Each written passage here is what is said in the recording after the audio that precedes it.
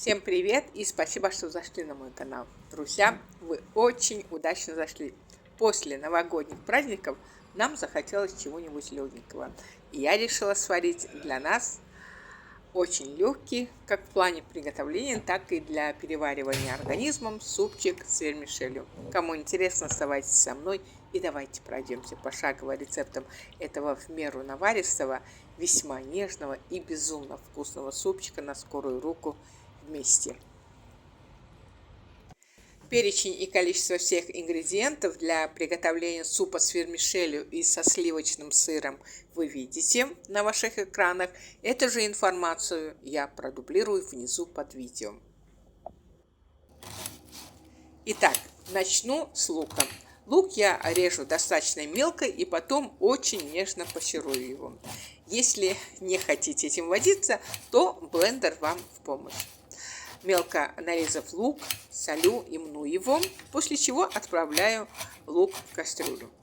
Туда же отправляю топленое масло. При желании топленое масло можно заменить на оливковое или же на любое рафинированное растительное масло. Также можно смешать оливковое масло с топленым. Я очень часто именно так и делаю, получается достаточно вкусно. Кастрюлю с луком отправляю на огонь средний. Пока обжаривается лук до бледно-золотистого цвета, нарезаю картошку. Картошку для этого супа я нарезаю кубиками и достаточно мелко. Пока кладу картошку в холодную воду, чтобы она не почернела.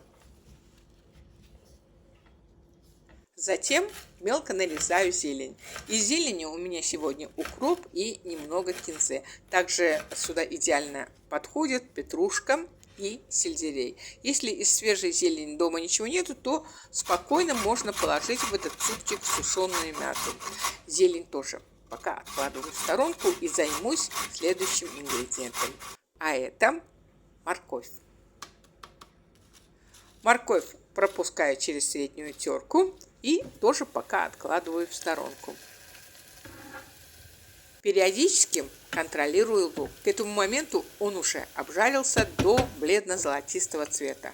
К луку отправляю морковь, обжариваю, тушу их вместе 3-4 минуты на среднем огне и под закрытой крышкой. Затем отправляю в кастрюлю картошку. Также тушу все примерно 3-4 минуты. Если хотите, чтобы суп получился более наваристым, то при желании в него можно положить муку. Я этого не делаю, зато картошки кладу побольше, благодаря чему суп получается в меру густым и достаточно наваристым. Теперь можно положить соль и пряности. Мешаю соль и пряности и также отправляю в кастрюлю. Набор пряностей и их количество, как и всех других ингредиентов, укажу внизу под видео, но это абсолютно произвольно. Мешаю все, даю всем ингредиентам взаимодействовать друг с другом немного и наливаю в кастрюлю воду. Чтобы экономить время, я наливаю в кастрюлю горячий кипяток из чайника. Конечно же, вместо воды можно положить в суп бульон. Я этого не делаю, зато добавляю в бульон сливочный плавленый сыр. Его можно заменить на сливки с любой жирностью. Честно говоря, со сливками этот суп получается намного вкуснее и нежнее. Я очень часто так и делаю. Но так получилось, что сегодня у нас сливок не оказалось в холодильнике, а специально выходить я уже не стала. Так что, если есть возможность, рекомендую положить сливки в этот супчик. Сразу вслед за плавленным сыром отправляю в суп вермишель. Варю суп еще каких-то 5 минут и вуаля! Вермишелевый суп с плавленным сливочным сыром готов.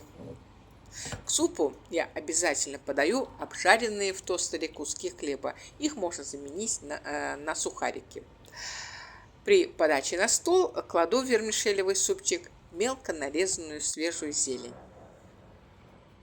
Друзья, обязательно приготовьте такой вкусный супчик для себя и для своих близких, ведь ничто не заменит домашнюю кухню. Вермишелевый суп с плавленным сливочным сыром готовится достаточно легко и быстро, а на выходе получается очень нежный и безумно вкусный супчик со сливочным ароматом. Я всем желаю приятного аппетита, праздничного настроения и благодарю всех за просмотр. Спасибо вам за ваши лайки и комментарии. Мне очень приятно их читать. Я пока прощаюсь с вами, но буду ждать вас на своем канале, ведь я и рада, всегда вам рада. Пока-пока и до новых встреч!